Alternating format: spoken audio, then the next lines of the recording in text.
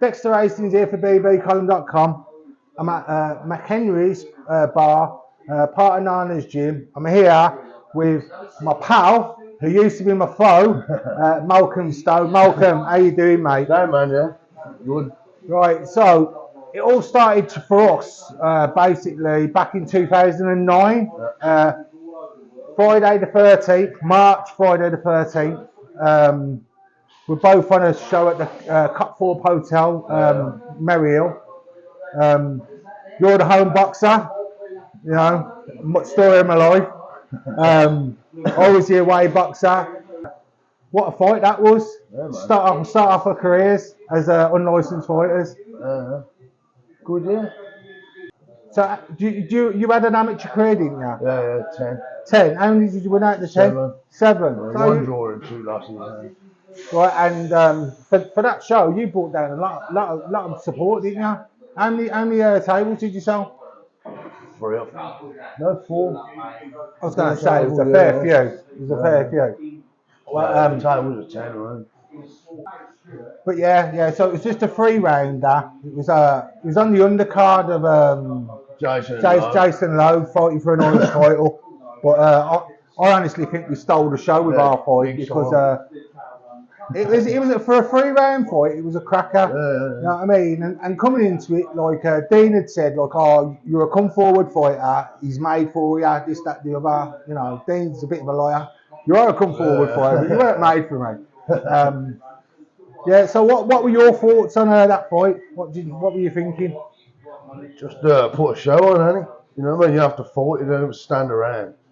But too many people do that these days, playing games. You got to entertain people, so you have to fight. Yeah, well, that's why I come forward. Well, this is what I'm going to say. Like, I've come out. I'm ready to do a slick boxer. All of a sudden, I've got this monster flying at me. I used my jab well. I thought I'd done all right at the start, and then reality hit. You hit me with a left hook, and then you hit me with a body shot. And the body shot, I was like, "This is real. This is real." You know what I mean? And I've always said to you that I thought I won that fight. I've looked back at it, and now that I've ref and I've done all that kind of stuff, I'd kind of give you that one. I'd say you won that one, right? But like one of the points in it, right? There was the body shot in the first round, and there was I think it was in the second, right? I threw a jab. You've knocked it down and hit me with an uppercut from hell, and I swear to God, I was like, I don't really want to be here anymore. I stood in there, done the 3 rounds with you. You know what I mean? And I was a bit gutted at the end, but yeah, it was what it was. It was a good fight. You know what I mean? I was buzzing after. Oh yeah, you know what I mean? But yeah, we talked after the fight. You came up to me after, and I was at the bar. Do you remember? Yeah, last long.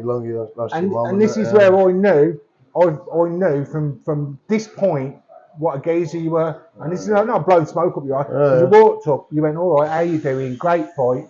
Then you turn around and said, sorry to hear about your mum, which like, Papa touched me, mate. Papa touched me. You know, it was like, okay. It's nice to be nice, and win or lose, we're getting in there. In my opinion, anyone who gets in there, you're a winner in the first place. 100%. So yeah, it takes a lot of balls to get in there. But this was the thing, that was my first ever time competing. I'd had chances like when I was a kid. I'll fight amateur. I was just like, I weren't committed enough to fight amateur. Then like Paddy was about turning pro, and I was like, I'm making more money outside doing whatever I was doing, DJing and that. So it was never an option. It was like, what, I was 39 when I made my debut, which is mental. You know what I mean? But it does save you, don't it? But like, yeah, I'd say boxing saved me. Like, that fight saved me. That I grieved for my mum because it was about a month or 2 months before, and I knew my mum wouldn't want me not to do that fight. You know what I mean? But a lot of pressure was put on me by people turning around and go, "Oh, you've got to win for your mum." That's it. That was a bit of a gutter. But yeah, so there was that fight, and then I was like, "Oh well, I've done it now. I'm okay." You went on steamrolling everyone. I think I had another one. I'd one at heavyweight against your mate Kevin Mills. Got a draw there, absolutely robbed. Kevin, I'm not being funny, we've talked. I thought I'd won that one, got a draw. But in between that, you'd had 7, 8 fights. You'd had about 6 by that time. And I remember talking to you outside the ring, and we were both watching. I think it was Robert the Bruce fighting, and I had the conversation when something like, "I've gone. How you doing?" Well, you went, "Yeah, I'm good." I goes, "How many fights you had now?" And you went, 7. And I goes, "How many you won?" You go, 7. I goes, "How many you knocked out?" You go, 6. I go, "Oh yeah, you haven't knocked me out, have you?" Do you remember what you said to me? You're some kind of cunt. which is just our relationship, you know what I mean? And basically, I was there just trying to wind you up constantly, because I wanted a rematch. I wanted it, but you waited. It got organised, so I'd had 2, hadn't won one. I got offered a title shot against you, and yeah, that was going to be at the Irish Centre on the 30th of May. But Malcolm said before that I needed to fight on another on the card before it. Right, so I agreed to that. Right, you fought the showstopper. Oh shit! Yeah. Yeah. Right, I can't remember what the geezer's name was. Right, but no, this is the geezer I fought. Right, but like, because I knew I had the title fight, I didn't care. I didn't train for my fight. I didn't do anything, right? But I learned the biggest lesson that day, because I was dying on my arse. I won. I won the fight, but well, you know what I mean? After that, I thought I need to train. And I remember watching your fight. I'm sitting there with my mates, and I'm going, "This is the geezer I'm fighting." 28 seconds later, you absolutely sparked the geezer. Yeah, so with that, like, he'd turn around and called himself the showstopper, hadn't he? Didn't go down too well for him, though, did it? Yeah. No, it didn't. Right. So then we move on. Irish Centre. So we moved from the Cut 4 Hotel. It was gone to the Irish Centre. Was it May 30th? Right, 2010. It was only a year after, right? And you'd gone on the roll, like, you know what I mean. You'd had 9 fights, so you were doing well. I must admit, I trained like an absolute beast for that, because you terrified me. I watched nearly all your fights, and every one you were just knocking people out for fun. I was like, I am not going to be one of them people. That's when you bent my neck, wasn't it? But yeah. Do you remember about that fight, the title fight, the first title fight? I remember being fucking knackered. Just getting basically just slapped about a bit. So I got complacent then at that time, and I never trained hard enough. And yeah, you know what I mean. Get handed back to you, don't it? You know what I mean? Yeah, well, no, so you could. From what I can remember is you come out strong in the first round, but like I'd found like the key to Malcolm Stowe. I was moving well. I had really good movements. You know, I had to stay on the back foot. I took some good shots off you in the first 2 rounds, but it was like halfway through the third that I realised how tired you were. Blown out my arse. And then I turned around to you, like, at the end of the third round, I goes, "We've got another 3 to do here, in the round as well. What a dickhead." Yeah, that fight really, like, that was probably the best performance I've ever put on in any of my fights. And honestly, the level of person I was fighting, and just the level I was on then, I was 13-6, and yeah. And I was the first person to ever give you a standing 8 count. You know what I mean? First person to beat you. First person to give you a standing 8 count. Fuck this! We're going to learn to play football or something. But yeah, it was a good crack. Like, and you know that like set me on my, like, because really I'd done the first one. After the first one, I didn't really want to do anymore. But then, like, it enticed me back in. And after I'd won, even though I was dying on my arse, the fight against you was the one that I wanted to do. And after that one, I was ready to call it a day again, you know what I mean? But Malcolm Melvin's a very, very shrewd talker and taught me into a few more fights after that. He's good at that. Yeah, definitely.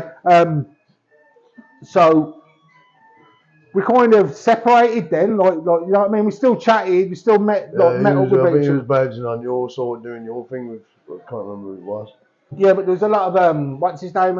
So I fought like the Bruce. I fought Curly. I dropped down a weight really. I went to light heavyweight, and then December 2nd, 2012, they got the decider on with me and you.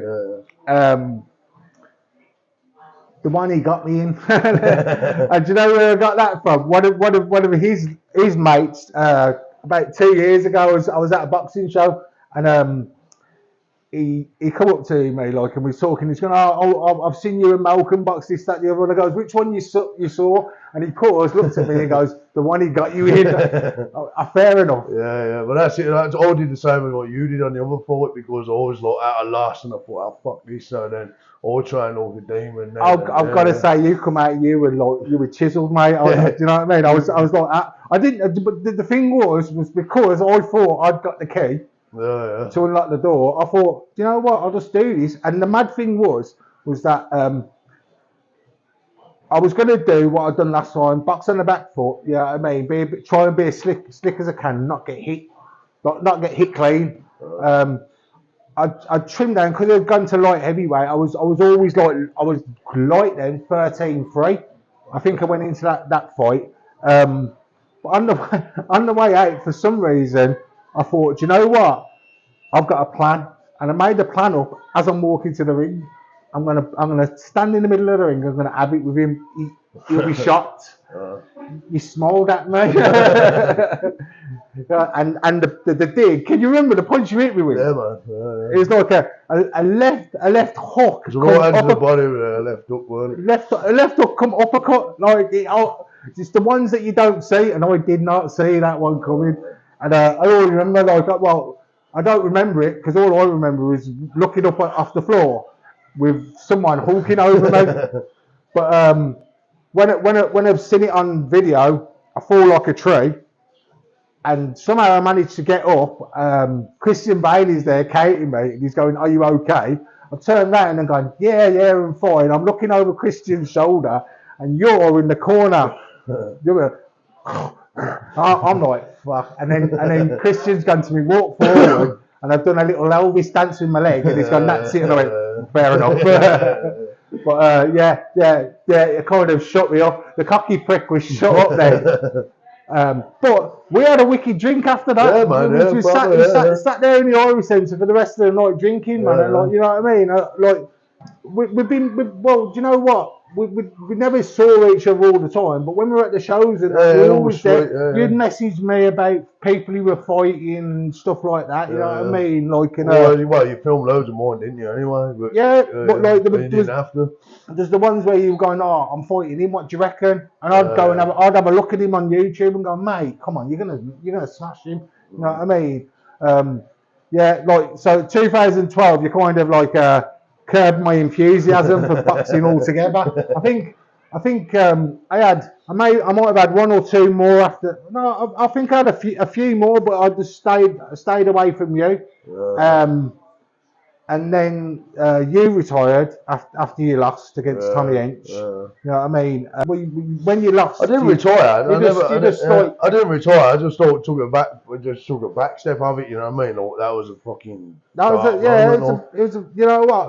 And the thing was, in my opinion, you were smashing that fight. You were doing well, but I've got to give Tommy the credit. Yeah, man. Definitely. Two great shots. Never take nothing away from him. You know what I mean? And Tommy, it was good. You know, he was like.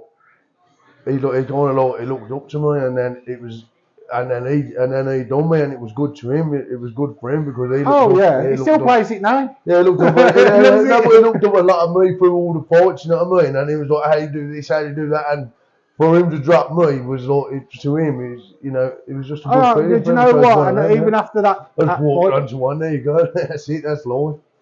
Even after that fight, I turned around to him and I goes, "That's probably the best 2 shots you'll ever throw in your life." It was brilliant. Do you know what I mean? But like you took a step back.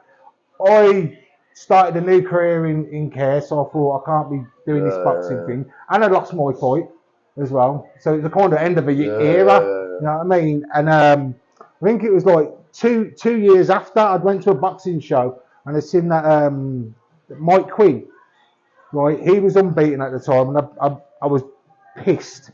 And I turned around to Malcolm Melvin and I goes like, I'll fight him for the title. And the next thing you know, the next show I'm fighting him for the title. I beat him. You know what I mean? Like, which I knew I could, but it got me fit again. You know what I mean? I got back down. I was like, I'd blown up proper, but like I got back down to 15 stone, and I was basically a fully fledged heavyweight boy then. But yeah, it was then. I think how did our next fights? I'd started refereeing. I was refereeing on the showdown shows. Yeah, prison one. And yeah, and we met up at a show or something, and we just goes like, do you know what? Do you want to do it a fourth time? And he just went, yeah, go on then. And we met at prison. That I was sold. That was a good seller for me. But like, every time I fought you, I made dough. You know what I mean? But yeah, that fight was I'd opened the door. I got the key again. That one. That morning meeting. Yeah, that one. That was an education before you heard it. That was. Yeah, that was yeah. Do you know what? That's like you got me in the third. The way you get people, 48 seconds. You've knocked me spark out. Nothing said. I got you in that 4-rounder. The way I do it, because like I don't know, because I think it was that you'd got the thing. I'm just going to knock him out again. You know, but like time had moved on, like, you know what I mean, and I was determined to win that one. You know what I mean, and that was a good fight though. You know what I mean? It was a good fight for me. All good fights anyway. But that's what I mean. They're all entertaining. Do you know what? I did like work. I did like fighting at that prison. It was all right. It was good. It was good. That was fun. Right. But then there was then it was 2019 was that one at the H Street, wasn't it? Yeah, number 5. H Street. What was it? November 29th, 2019. That was another one. I seen you at the Tommy Owens show, and I turned around to you and I was going like, I can't remember who you come to see, but it was like a pro show. Yeah. Oh yeah, it was just Aston Villa one. Yeah. And I turned around and I goes, like, how about us having another one? And you went, do you know what? I'll be interested in that. I actually didn't expect you to say yes. But we got it on. And do you know what? Out of all of them, that was the closest one in my opinion. Right? 100% thought I won. 100%, and I'm not even going to... And that was with a referee's head on. When we were in the fight, I was like, I've won this first round. Second round, could have gone either way. Third round, you knocked the bollocks out of me. Not a problem. The fourth and the fifth, your engine had gone, and in my opinion, I took control. Fourth and fifth. The best punch you threw was the one at the referee. I loved it. But I think it was a lot to do with the referee as well, because when he gave the result to you, I was gutted. I thought I'd won, but I thought, do you know what? Could have gone either way. It was what he told me the day after. I was at a boxing show the day after, a Tommy Owens show. He was doing the security, and he was going, "Oh, are you upset about that?" I goes, "Oh, it is what it is. It was a close fight." He goes, "I didn't give you a round." So basically, he was saying that you won all 5 rounds. But me being a very calm and collected person, I went, "Okay, no problem." I just thought, you know what? You watched it all and seen that I did win every round. Well, as soon as I got home, I was like, I watched it again. I'm like, what's he going on about? But like, do you know what? Right. So basically, it's 5. We've had 5 fights, 3-2 to you. Yeah, man. Bit debatable, but Nana, in his wisdom, is putting on a show with me and you headlining. 9th of December. Right, so we've got a few months to go to train. We've just had a great sparring session as well. You did. Well, you know what? I don't say anything, but if the actual fight is anything like that sparring match, it's well worth coming along and seeing. But tickets are going to be limited, and I think it'll be like an invite only kind of thing because they are going to be very limited. Yeah. So how are you feeling about this up and coming match? Well, I'm just gonna stop going to the pub and start training, and then We're both sitting here with beer in that's after today. But yeah, I'm gonna try and not fucking level the head clean after. And that's what I need. And that's what I need. You know what I mean? But like, do you know what? You're gonna level the head off me. And I'm, mate, let's get it right. I'm gonna box the head off you. Yeah. You know what I mean? I like it. 6 rounds. It's for the Brian McIntosh Memorial Belt. You know what I mean? There'll be a collection for Brian's family and that. So there's a great cause involved. You know, like the last few things I've done have all been to raise money and that. So I'm not saying I'm gonna make money out of it. I'm gonna get a nice purse out of it. We're getting Nana money. You know what I mean? Like the Saudi money. We don't have to sell tickets. we don't have to sell tickets to get Nana money. You know. So all the pressure's off us to be talking to people. In my opinion, that was one of the worst things about boxing. Selling tickets. Big you know what I mean? 9th of December, Nana's gym. Contact me or Malcolm. Malcolm likes you, he might give you a ticket, or sell you a ticket. I might sell you a ticket. I think they're 25 quid a pop. You know what I mean? It's going to be a great night. There's a nice little undercard, a couple of skills baits, some good unlicensed fighters coming, up and coming boxers. It'll be a good night. Malcolm, fucking great to talk to you, mate. It's hard as for this one. You're going to get annihilated because you're not allowed to bring 10 of your mates in the boxing ring with you. Everybody, Malcolm Stowe. Nice one. Wicked.